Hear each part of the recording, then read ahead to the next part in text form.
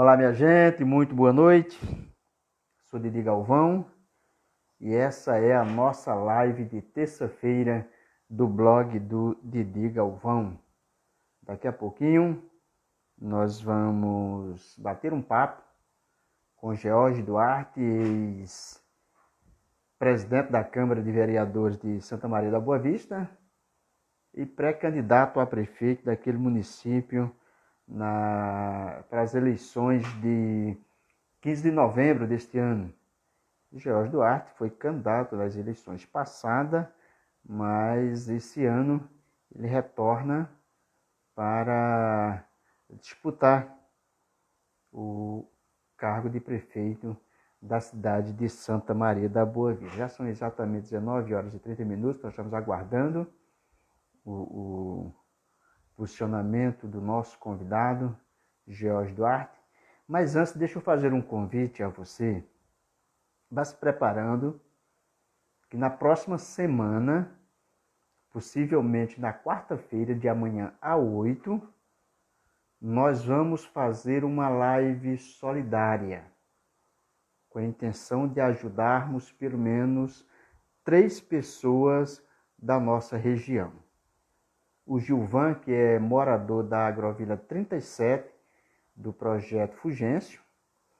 Ajudarmos também o Flávio Real, que é da cidade de Cabrobó, e a Iracema, que é da cidade de Belém de São Francisco. São 3 amigos nossos que estão passando por dificuldade na área de saúde, precisa da nossa ajuda, da nossa solidariedade. Nós já estamos movimentando aí essa campanha via blog, já temos as informações de que as ajudas já estão chegando, mas nós queremos alcançar resultados maiores para essas pessoas. Portanto, de amanhã a 8, nós estaremos realizando uma live solidária com o único propósito de arrecadarmos ajuda para essas pessoas, tá bom? Muito obrigado a vocês que já estão interagindo com a gente, já estão aí acessando a nossa live.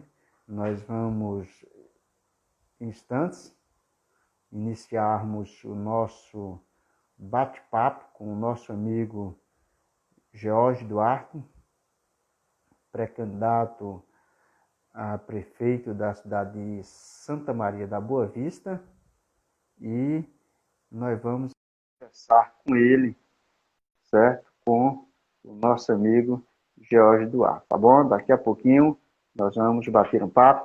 Já tudo ok? Vamos direto a Santa Maria da Boa Vista. George Duarte, muito boa noite. Seja bem-vindo à live do blog do Didi Galvão e nosso carinho e nosso agradecimento antecipadamente. Boa noite, Didi. É um prazer a gente fazer essa live com você. E nesse dia especial eu quero desejar a todos os agricultores de Santa Maria e de região parabéns, que hoje é um dia muito especial. Por quê? Porque nossa região, não só Santa Maria, Didi, mas nossa região ela é agrícola, né? Então, hoje é um dia muito especial. Temos o projeto Fugêncio, temos áreas de assentamentos, áreas ribeirinhas e área de sequeiro que vive praticamente da agricultura.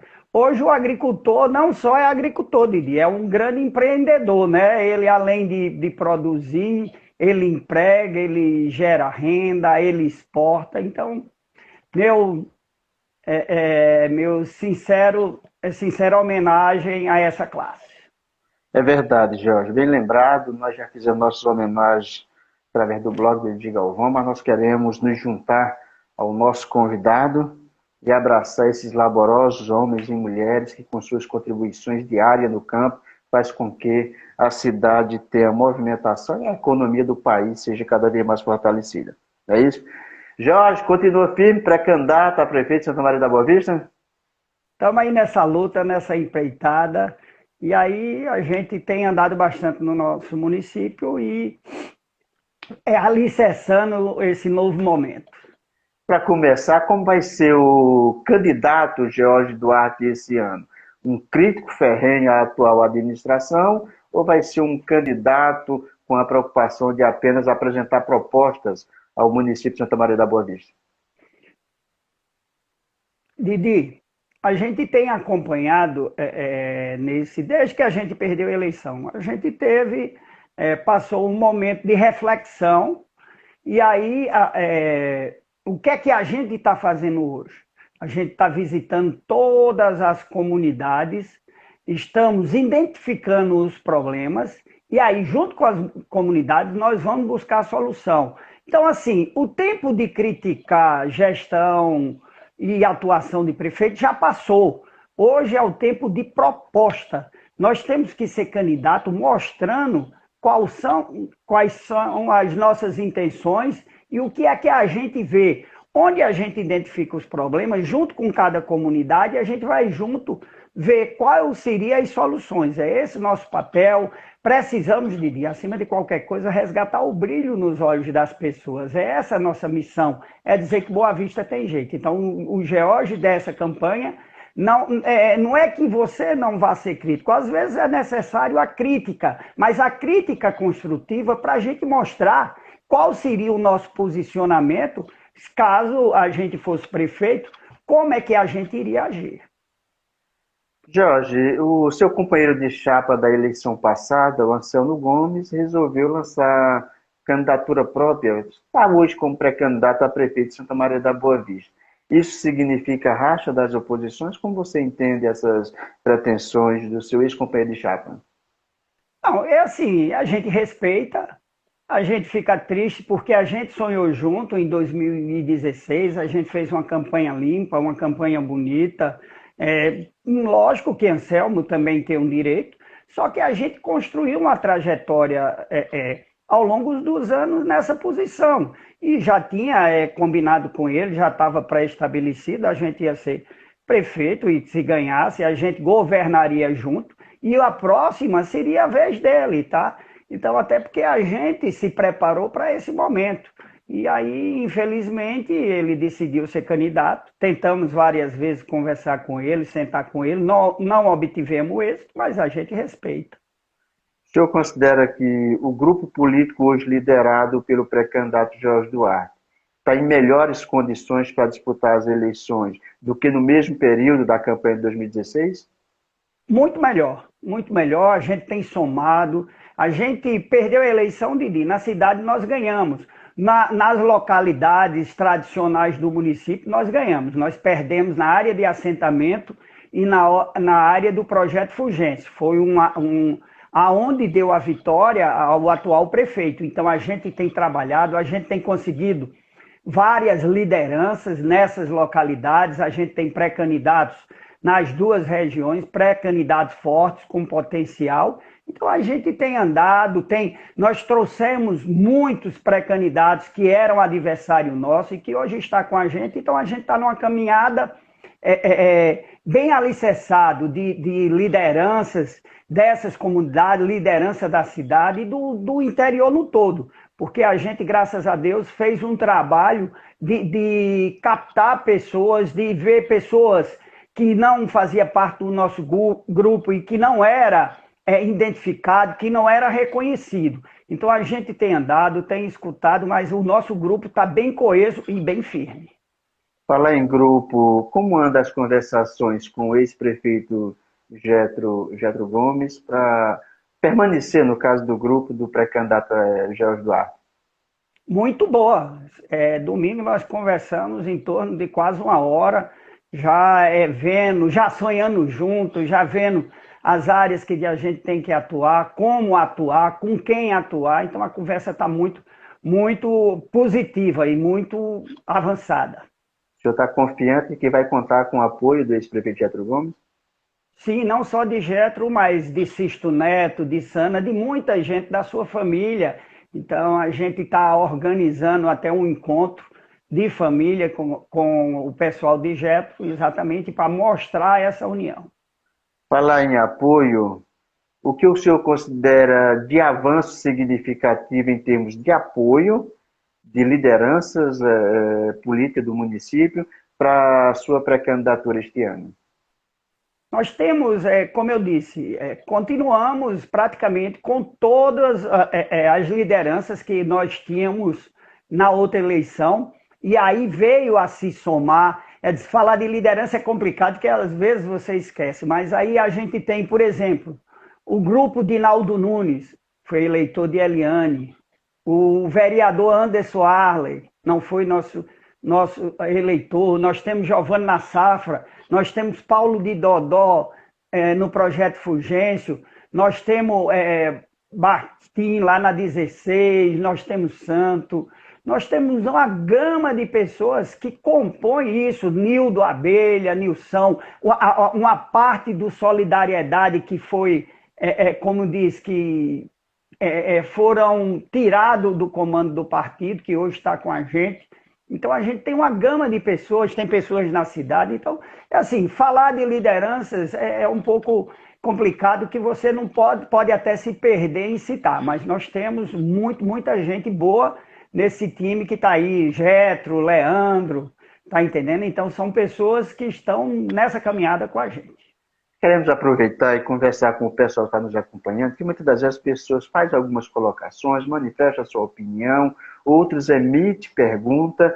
Normalmente as nossas lives não têm como propósito de promover um debate, mas apenas de disponibilizar um espaço para que o pré-candidato possa se apresentar ao seu eleitorado, apresentar as suas propostas, mas todos nós sabemos que uma live, ela, por questão de política do próprio Instagram, fica armazenada em sua plataforma nas próximas 24 horas. Então, o George Duarte, com a sua assessoria, vai ter a possibilidade de verificar depois as manifestações das pessoas. Aí, se assim achar bem, pode responder todos os questionamentos. Então, nós queremos agradecer a todos vocês que estão nos acompanhando.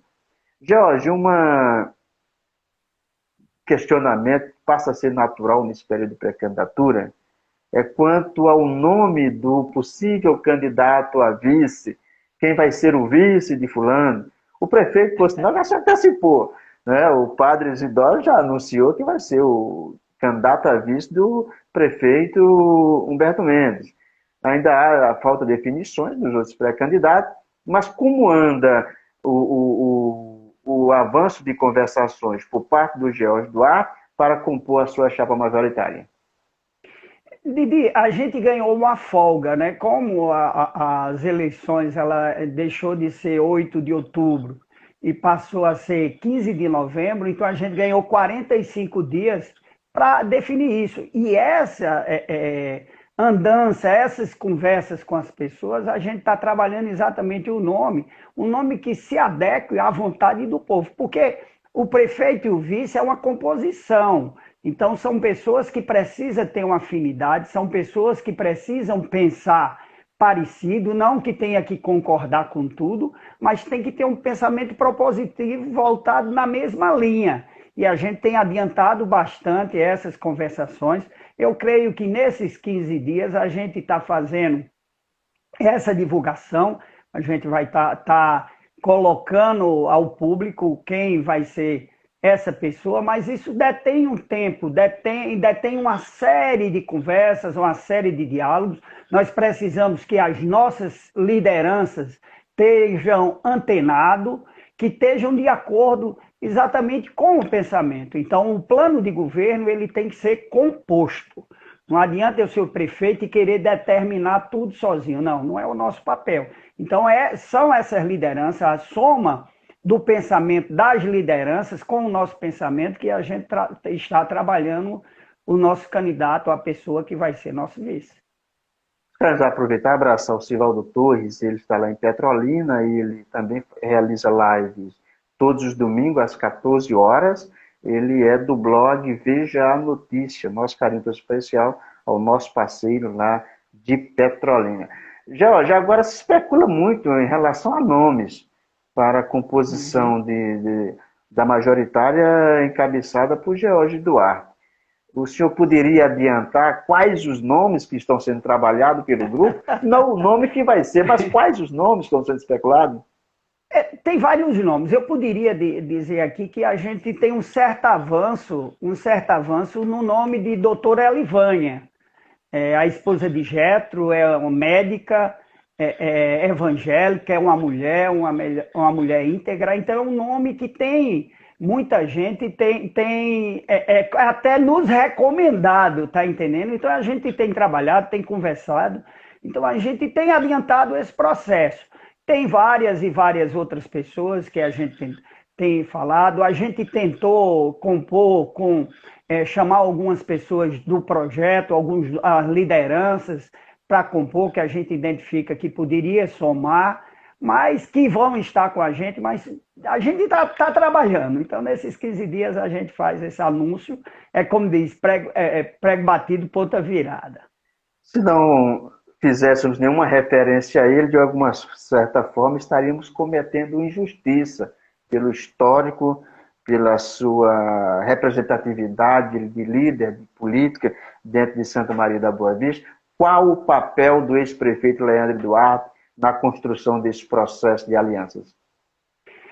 Leandro tem um papel fundamental, como o Jetro também tem, e como as lideranças. Leandro, eu entrei na política através de Leandro. Então, Leandro é um orientador. Ele ficou desde 2010, 2011, quando ele saiu da prefeitura, e ele ficou mais como um orientador para a gente. Então, eu me aconselho muito a Leandro. Ele tem participado de tudo, mas as decisões têm que partir da gente. Escuto o Leandro, escuto o Jetro, escuto todas as lideranças, mas a definição tem que ser mais, a gente tem que centralizar essa discussão na nossa pessoa. Antes de entrarmos nos temas de propostas do pré-candidato, o que George Duarte teria hoje como experiência na sua política, realização como presidente de Câmara de Vereadores, que poderia apresentar à sociedade boavistana como uma referência? Didi, eu fui vereador por 3 vezes. Eu fui presidente da Câmara. Antes disso, eu fui secretário de governo de Leandro. Trabalhei para e passo a primeira gestão dele. Fui vereador, fui presidente da Câmara. Eu já entrei na Câmara e fui escolhido como presidente e já entrei arrumando encrenca com os vereadores. Por quê? Porque naquela época, vereador recebia verba de gabinete e não tinha gabinete. O que é que a gente fez? E eu disse aos vereadores, não pagaria verba de gabinete sem gabinete. Então, houve um estardalhaço, nós alugamos um espaço, fizemos provisoriamente os gabinetes e construímos um anexo, Didi, sem um centavo a mais. Por que isso? Como conseguimos isso? Planejamento. Nós planejamos todas as despesas que teríamos e deixamos uma reserva para construir o gabinete. Em 2005, na metade de 2006, porque presidente de Câmara são 2 anos, em 1 ano e 6 meses, nós economizamos e conseguimos recursos para construir o anexo e fizemos ele em 3 meses. Foi inauguramos em dezembro, no final da nossa gestão, e aí a complementação com o nosso amigo Aurélio. Fomos sempre parceiros, a gente tem um diálogo muito bom, tínhamos um diálogo com os vereadores. Trabalhei na prefeitura de Orocó, você é conhecedor disso, você participava lá. Fizemos, Didi nos confiou a missão de ser o seu sombra. Todas as decisões que precisavam de ação era passada para a gente e Didi só fazia alguma coisa se tivesse o nosso aval. Para você ver como Didi gostou tanto do nosso papel em Orocó, que eu passei no concurso do Banco do Brasil e saí em 2004, fiquei em 2001 até o início, março de 2004, fui trabalhar no Banco do Brasil e aí em 2005 Didi conseguiu um feito que não se conseguia fazer, que era a cessão de um funcionário do Banco do Brasil para trabalhar numa prefeitura. E aí continuei trabalhando com o Didi, a metade de 2005 até o início de 2008. E consegui muitas ações. E nesse meio tempo a gente tem estudado bastante para a questão administrativa. Eu acho que em qualquer coisa você tem que se preparar, tá entendendo? E aí eu iniciei o curso de gestão pública, a gente não conseguiu terminar, já estava já no 6º período, não conseguimos por conta do meu problema de saúde, mas a gente tem estudado. Eu faço o curso, praticamente eu me capacito todo mês a gente vai fazendo o curso, tudo. Então a gente tem que estar preparado, a gente tem uma vivência de vida, a gente tem buscado conhecimento, a gente tem ido Didi, buscando exemplos de cidade que deu resultado. Por exemplo, a gente acompanha uma prefeitura do estado de São Paulo que ela foi destaque na questão de educação. E acompanhamos aqui bem pertinho a cidade de Dormentes, que a cidade de Dormentes ela é que tem a melhor pontuação no IDEB daqui nas cidades do polo aqui da GRE de Petrolina. E é uma cidade pequena, uma cidade de pouco recurso, mas investe muito bem essa questão de educação. Então, a gente tem buscado essa troca de figurinhas em alguns municípios para a gente ver. E o que é que a gente quer? Acompanhar de uma assessoria que possa nos dar uma visão bem ampla de como fazer com que as ações aconteçam. Jorge, antes da gente entrar nos 6 eixos que vamos enfatizar nesse nosso bate-papo, me permita me dirigir a você e tratando de um tema. Para vocês que estão nos acompanhando, agora há pouco Jorge disse que em um determinado tempo, aí ele disse antes do meu problema de saúde. Veja bem, deixa eu dizer por quê. O Brasil hoje e o mundo está enfrentando uma crise de saúde de proporções gigantescas. Mas o brasileiro em si, ele costuma focar apenas o problema. Não é capaz de perceber que ele é capaz de vencer o problema. Por que eu estou dizendo isso? Nós estamos falando com um camarada que teve um problema seríssimo de saúde. Eu, particularmente, nunca vi George de cabeça baixa. Ao contrário, sempre motivado, pronto a desafiar o problema e confiante de que ia vencer e está aí hoje. Eu queria, George, que nesse momento você deixasse uma mensagem, como uma pessoa que enfrentou um problema seríssimo e que está aí de pé, pronto para oferecer. Certo? Então eu queria que você deixasse uma mensagem para quem está nos acompanhando e que está focando apenas o problema da pandemia, quando na verdade poderia perceber que é capaz de vencer a pandemia e sair do outro lado melhor que quando entrou. Fica à vontade, Jorge. Didi, segunda-feira passada, eu passei uma semana atrasada de fazendo revisão médica. Eu comecei depois, como você diz, o problema de saúde, depois que eu tive o câncer, depois que eu fiz a cirurgia, depois que eu fiz a quimioterapia, dentro desse período eu fiz revisões periódicas de 3 meses, 6 meses. E há 15 dias passados eu iniciei minha revisão de 5 anos, que é onde se diz que você tem que ter o cuidado para que nesses 5 anos, a qualquer momento, é como a bomba. Nesse período, ela pode voltar a explodir. E quando eu fiz a revisão médica, que é periódica de 6 em 6 meses, e quando eu fiz, o médico disse, ei, o tempo já está terminando. Eu digo, o tempo de quê? Ele disse, os 5 anos, rapaz. Eu digo, 5 anos, e eu sei entender. Ele disse, meu irmão, os 5 anos de você voltar a ter uma vida normal. Tá entendendo? Então aquilo me deu eu voltei um filme na minha vida. Você sabe o que é um filme? Eu sofri bastante. Eu ver minha família sofrendo comigo, que eu acho que doía mais o sofrimento que eu via de meus pais, meus irmãos, minha esposa, meus filhos sofrendo, e eu digo, pô, meu Deus, eu não posso. E aí, Didi, eu nunca esqueço, de uma certa feita, eu acho que tinha uns 3 meses que eu vinha do tratamento da quimioterapia, eu fui no oncologista e perguntei, doutor, e aí, como é que eu tô? Ele disse, termine o tratamento. Doutor, eu tô melhor ou estou pior? Termine o tratamento. Quer dizer que o senhor não pode dizer nada? Não. Eu tenho quantos dias de vida? Não posso me dizer. Eu posso só ter um? Pode só ter um. E isso me irritou, eu saí possesso. Eu disse a ele, então diga que eu estou mal, que eu vou morrer amanhã, tal, tal, tal. E saí e fui chorar. E minha esposa, calma, George, tenha paciência. E nisso, no centro oncológico, eu escutei uma música, cantando, um negócio assim. Eu digo, como é que no meio de um sofrimento desse, uma desgraça dessa que a gente não tem nem saber se vai vencer ou não. E aí eu fui ver. Aí entrei no Centro de Oncologia Pediátrica.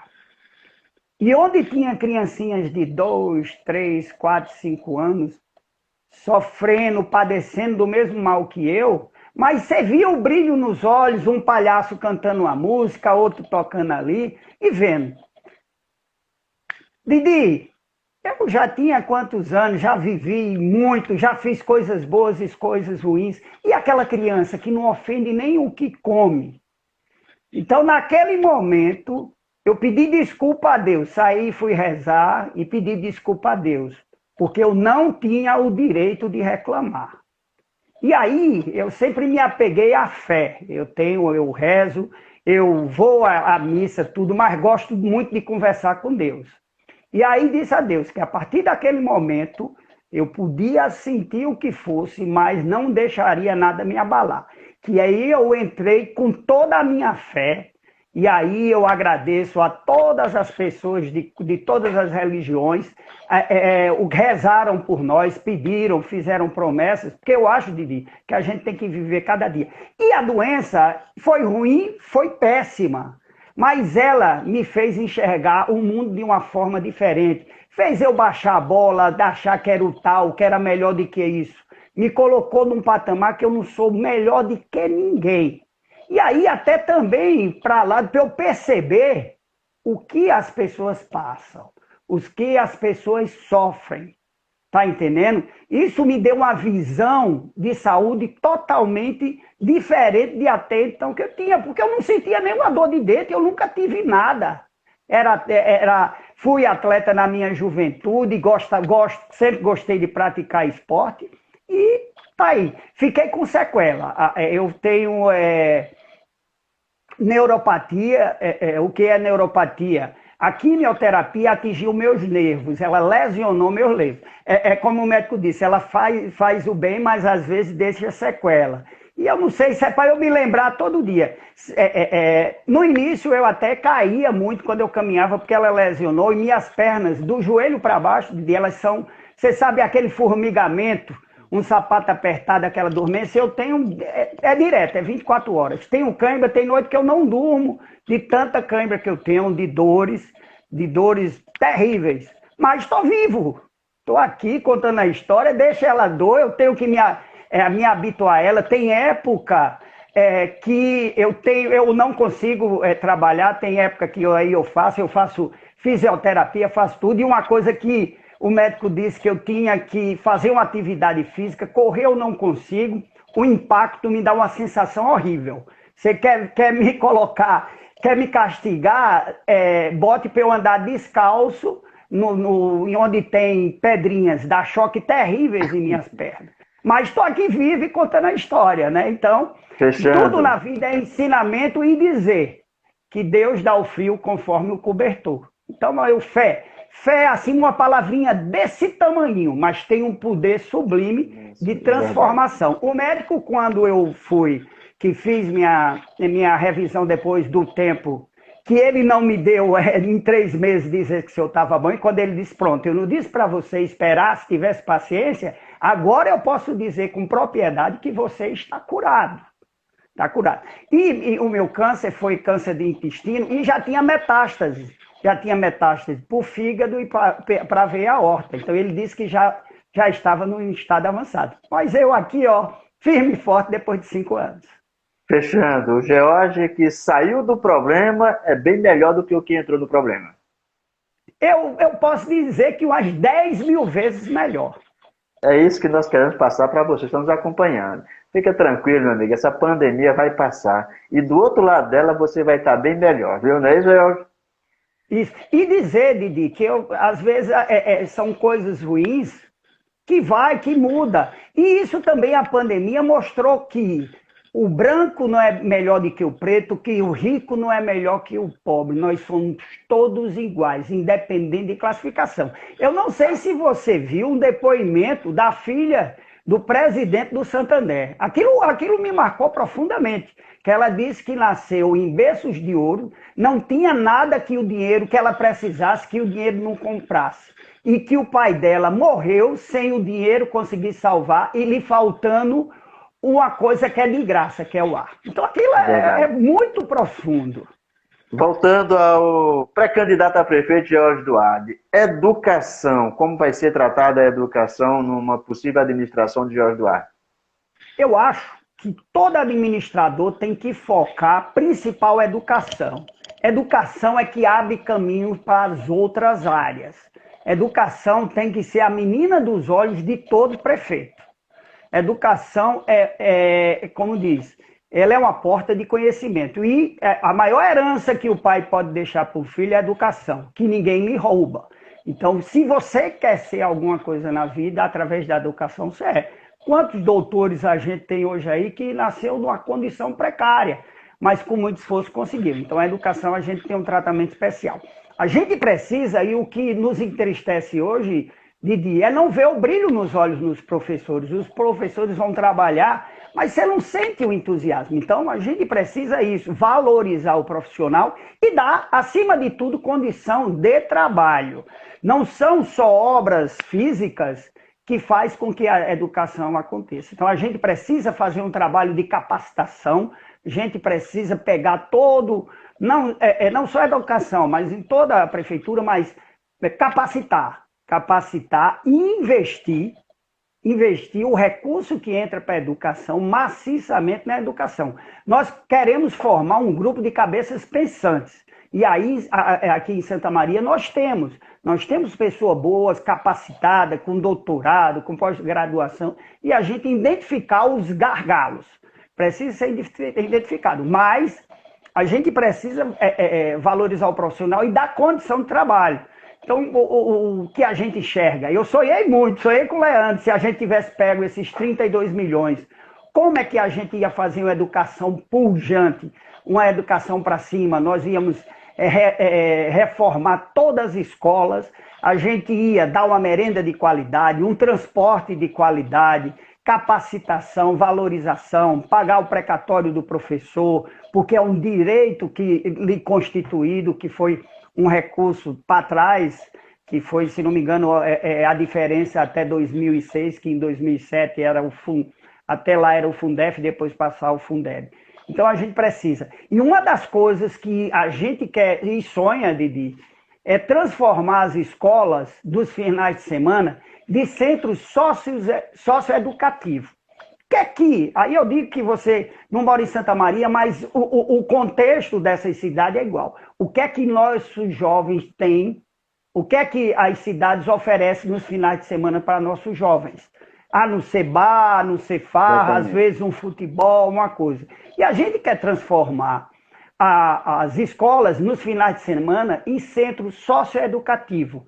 E aí nos finais de semana nós teremos aula de violão, de dança, de canto, de futebol, de basquete, de várias outras coisas, cursos profissionalizantes para aquele jovem que, por força de ter que ir trabalhar, não foi para a escola, ao pai, e a gente oportunizar palestras, capacitação. E aí a gente quer fazer uma parceria muito grande com as igrejas evangélicas, a igreja católica, que já faz um trabalho social muito bom nisso. Então, imagine a gente oportunizando no final de semana, tá entendendo? E aí entrar com a questão de capacitação, identificar cursos de pré-vestibular, identificar o potencial e buscar, Didi, que uma coisa que a gente precisa buscar são as universidades. Eu acho que o IFE está muito aquém do que ele foi proposto, porque o IF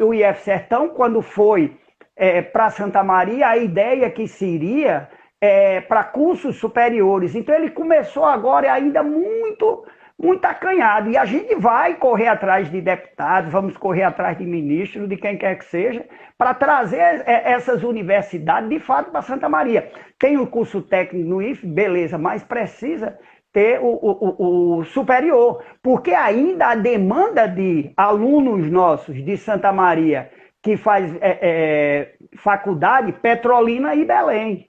Então a gente quer brigar para que o IFE tenha 5, 6 cursos superiores e que diminua esse fluxo de pessoas de Santa Maria para fora.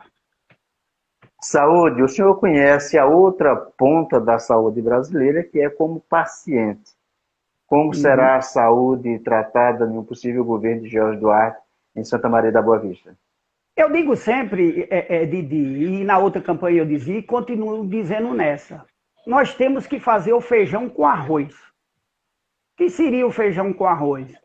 É educação, saúde, infraestrutura, e o social e a agricultura. Então é o básico. E aí o que é que a gente precisa?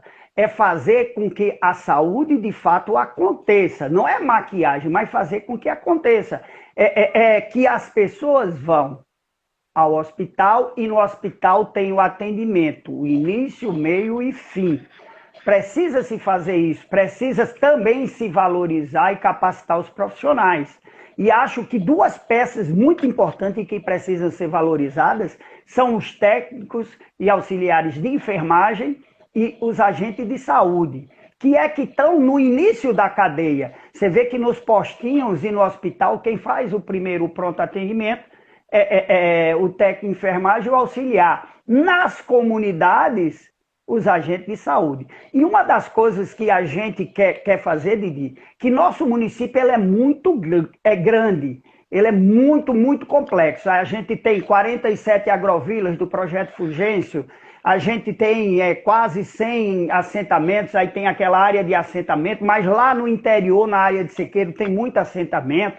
Nós temos a área ribeirinha, aqui que começa aqui no Coripós e termina em Caraíbas. Aí você pega de Caraíbas até Urimamã, aí de Urimamã até o Estreito, lá no final Salinas. Então tem várias comunidades. Qual é a nossa ideia? É aquisição de unidades móveis de saúde. Por quê? Porque com a unidade móvel de saúde, faço todo, é como se em cada comunidade tivesse um posto de saúde. Ora, foi feito aí, da comunidade do Inhanhum, um posto de saúde, que hoje é uma OBS aí. Mas precisa do profissional para estar lá e não estava tendo direto. E é para atender. Então, atende a comunidade do Inhanhum, é para atender a comunidade do Serrote, da Cupira e região adjacente. E muitas das vezes as pessoas preferem ir para a rua do que ir para lá. Na hora que eu coloco a unidade móvel de saúde, eu dou atendimento na jardim, a gente vai intercalar. Na segunda, jardineira, Coripós. Na terça, Cupira de cima, Cupira de baixo, quarta Inhanhuns, e aí vai. Então você vai atender toda aquela cadeia. Mesma coisa na área de assentamento.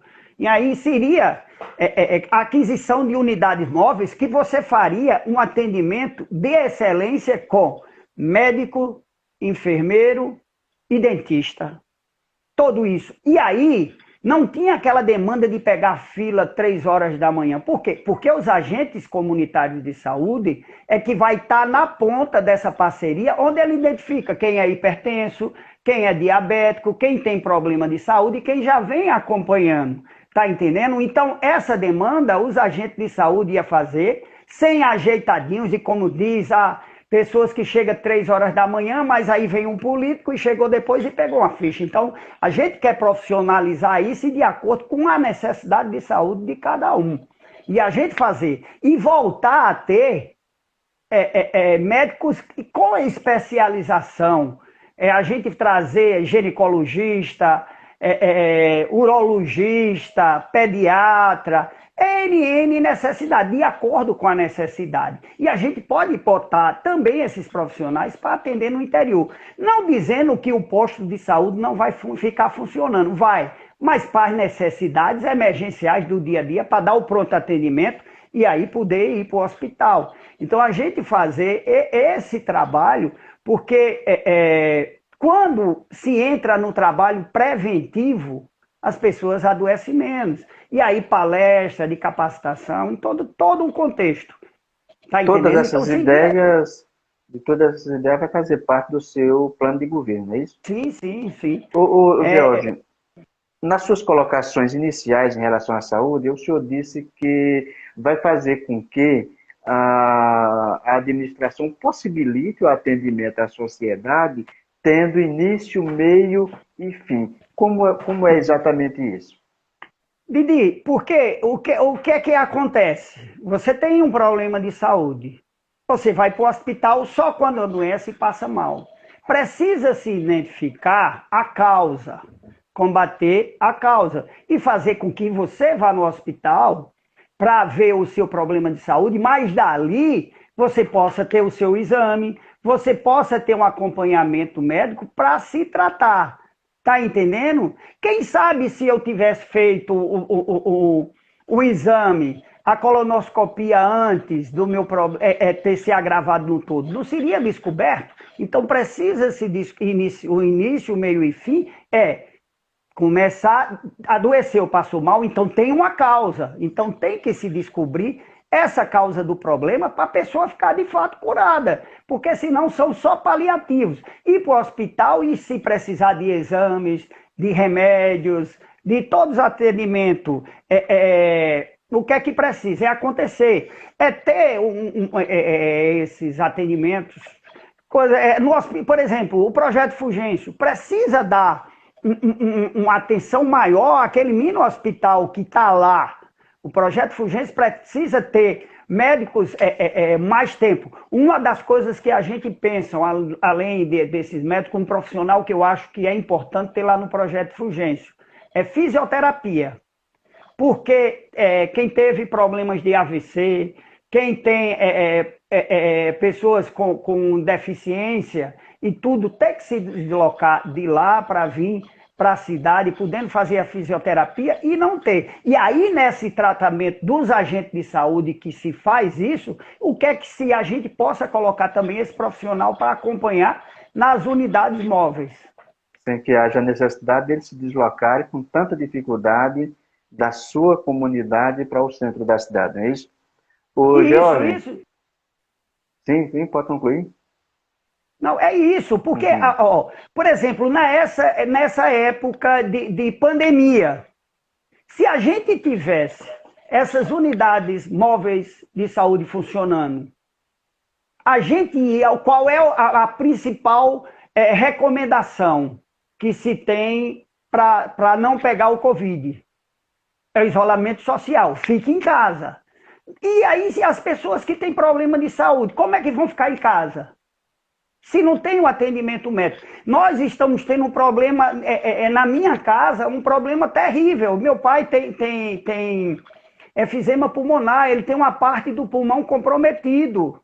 E aí ele fazia fisioterapia 3 vezes na semana, fisioterapia para melhorar a respiração. E com a pandemia não pode. E a gente está sofrendo, meu pai de vez em quando tem que ir para o hospital, tirar secreção e tudo. E a gente não sabe, aí a gente tem um técnico de enfermagem cuidando dele e tudo. Mas essas pessoas que não têm condição, e tem que vir para a cidade se tratar. E aí, se a gente tivesse essas unidades, eles não iam ter esse trabalho, porque ia estar sendo atendido na sua localidade. Nós ainda temos alguns temas a ser acrescentados nesse nosso bate-papo. Nós não fugimos do tempo que é acordado previamente com todos os nossos convidados. Nós vamos encerrar tratando de um tema que logo no início da live o pré-candidato Jorge Duarte fez uma homenagem. Como vai ser tratada a agricultura na possível administração de Jorge Duarte em Santa Maria da Boa Vista? A menina dos olhos. Que é como eu disse, hoje toda a economia, eu acho que 90% da nossa população é agrícola. E é onde faz a renda acontecer. O projeto Fulgêncio está aí, precisa ser tratado de uma forma diferenciada. Hoje a nossa economia, ela em boa parte vem do projeto Fulgêncio. Área de assentamento. Aí, Didi, hoje se tiver 10% dos assentamentos produzindo é muito.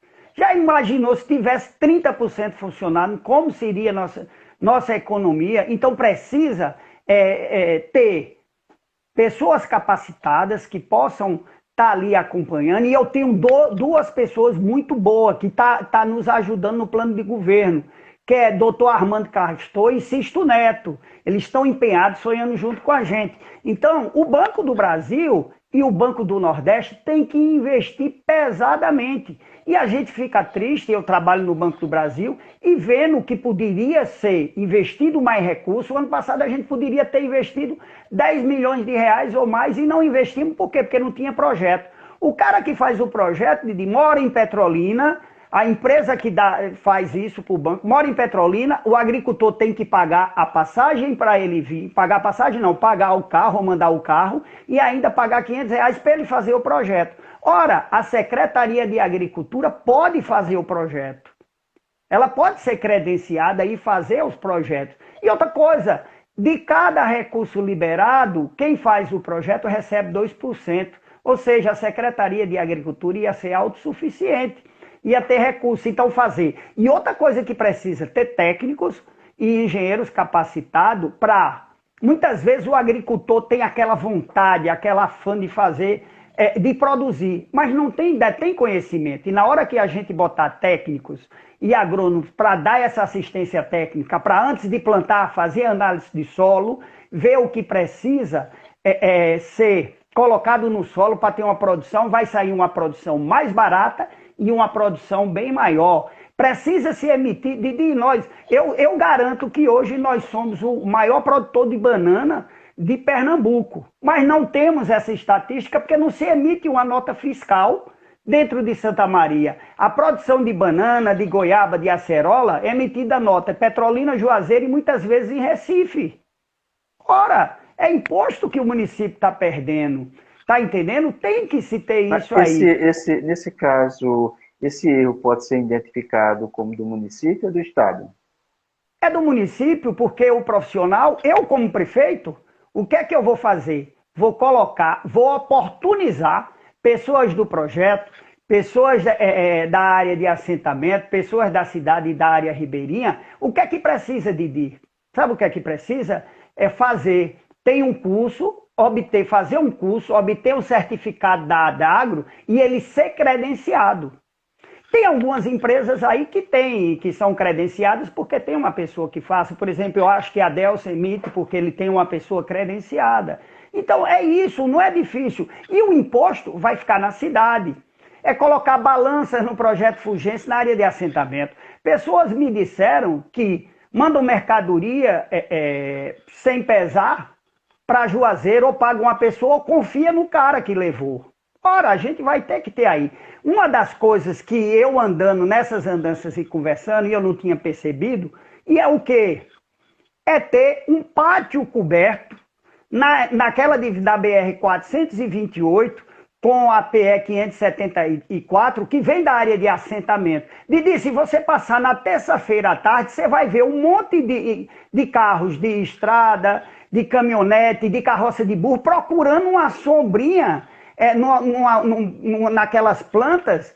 Por quê? Porque está esperando o caminhão passar para colocar a carga. E uma das coisas que a área de assentamento está produzindo muito é a acerola. O cara leva 20 caixas de acerola de primeira, quando o caminhão chega na seleção, vai ter só a metade. E ele já perdeu 50% da agregação de valor no seu produto. E aí a gente fazer um pátio de feira coberto lá, um Ceasa lá em Caraíbas para atender a demanda. Se você andar também ali no projeto Fulgêncio, você vê uma demanda de caminhão absurda. E não tem uma parceria com o governo municipal para poder fazer com que isso aconteça. E eu garanto, Didi, que quando você tiver isso, fazer isso funcionar, os caminhões que passam por aqui, você pode ver, passam caminhões que vão para Juazeiro, tendo produto aqui. Na hora que a gente abrir esse Ceasa ali em Caraíbas, fazer essa área coberta, esse mini Ceasa também na área de assentamento, e que começar a expor os nossos produtos, muitos caminhões vão deixar de ir para Juazeiro para ficar aqui. Nós precisamos ter, na área de sequeiro, qual é a maior economia? Caprino ovinocultura. Aí a gente precisa fazer, Dormentes excelência disso, de caprinocultura. É ter uma feira na região de Urimamã e uma na cidade. É fazer o melhoramento genético. A Embrapa tem aqueles carros que tem sêmen para inseminar de animais, de carneiros e bodes de alta qualidade, alta linhagem, que pode dar o melhoramento genético. Aqui é ver a questão também do frigorífico para pegar esse material e dar uma agregação de valor nisso. No homem do campo lá, Didi, é impressionante. A maior necessidade que o pessoal nos pede no interior: água e estrada. Água e estrada. Então a gente precisa ter um trabalho muito grande, e aí é uma missão que eu quero. A primeira ação minha, Didi, é quando eu estiver prefeito, primeiro, os recursos dos primeiros 2 meses, que são de arrumação, você vai organizar e não tem muita despesa, é comprar uma perfuratriz, para a gente fazer poços em todo esse interior do município. É ter a patrulha, conseguir uma patrulha mecânica para poder fazer barragem, recuperar aguadas. E ter uma patrulha mecânica para as estradas pegar. Eu passei esses dias andando no interior e não consegue. Você não consegue andar. No projeto Fulgêncio é triste. Na área de assentamento é triste. E aí é cobrar também do governo do estado a recuperação dessas PS que estão horríveis. A gente vai encher infernos à vida dele, que ele passa em ver livre de mim, vai ter que fazer. Tá entendendo? Então, a agricultura ela tem que ser tratada de uma forma diferenciada, porque é a nossa riqueza. A nossa maior indústria é a agricultura. Imagine 10 milhões de recursos novos. Você financiar um cidadão, um agricultor que tinha 2 hectares, você financia para ele ter 10. Quantos empregos ele vai gerar? A receita que vai entrar. E com propósito, que dizer, nossos agricultores são sérios, vai tirar o dinheiro e vai pagar com certeza e vai tirar muito mais. Então a gente quer essa parceria com as instituições financeiras para fazer com que a agricultura de Santa Maria seja mais pujante do que é hoje. Jorge, eu quero imensamente agradecer sua paciência, disponibilidade, seu tempo. Eu sei que nesse período o tempo de um pré-candidato é curto, principalmente de um funcionário público federal, mas mesmo assim você se colocou disponível para nos atender. Então eu quero agradecer imensamente essa sua disponibilidade, desejar êxito na sua caminhada e fica aqui a certeza de que voltaremos em outra oportunidade. Eu fico triste que o tempo é pequeno, a gente você já ganhou dos outros, você tem mais tempo que os outros. A gente tem tanta coisa para falar, a gente não falou na questão social, a questão da juventude, geração de emprego, exatamente, fica para outra oportunidade. Tá entendendo? Então são um debate que faz com que a gente vai sonhando. Eu sonho tanto, tem dia que eu vou dormir 3, 4 horas da manhã sonhando, e a gente tá. E o principal propósito, Didi, é dizer que Santa Maria tem jeito. A gente precisa resgatar o brilho nos olhos das pessoas e dizer ao jovem: terminou, se formou, tem que ter emprego em Santa Maria. A gente precisa buscar parceria de várias empresas. A IZEA não consegue. Ora, há um mês atrás, Lagoa Grande conseguiu fazer uma parceria com uma multinacional, uma das maiores multinacionais de engarrafamento de suco, de vinhos e de espumante. Vai gerar quantos empregos? Tem essa questão que é energia renovável, energia solar e energia eólica. Você vê aí, Santa Maria perdeu a oportunidade, que tinha um grupo de alemães querendo investir em energia solar e não conseguiu. E a maior coisa que a gente tem é sol, Didi. Então a gente precisa fazer com que os jovens acreditem que em Santa Maria ele vai ter condição. Os jovens sonham de se formar e ir embora. Não pode. Tem que se formar e voltar para casa, a gente ter condição, a gente ter enfermeiros, ter médico, ter todo o potencial, ter agrônomos, ter tudo que possa dizer, eu sou de Santa Maria, trabalho e vivo e crio minha família em Santa Maria. É isso que a gente precisa ser, é essa responsabilidade, essa seriedade e essa determinação que a gente precisa ter. Então me preparei muito, eu estudo muito, buscando a gente tirar esses gargalos, tá entendendo? Então A gente espera que tenha outro momento para poder falar Verdade, mais certeza, vai coisas, ter mais oportunidade. mais ideias, mais propósitos. Eu acho que a gente precisa cuidar muito bem do nosso povo. Obrigado, George. Obrigado, gente, todos vocês que nos acompanharam. Estaremos de volta na próxima quinta-feira e vou aproveitar a audiência para mais uma vez convocar vocês.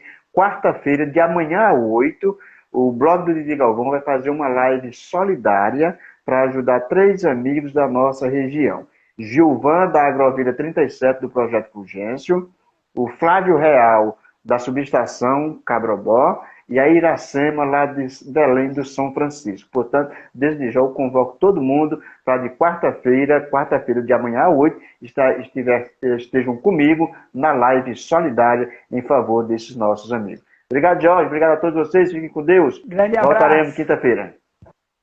Prazer imenso.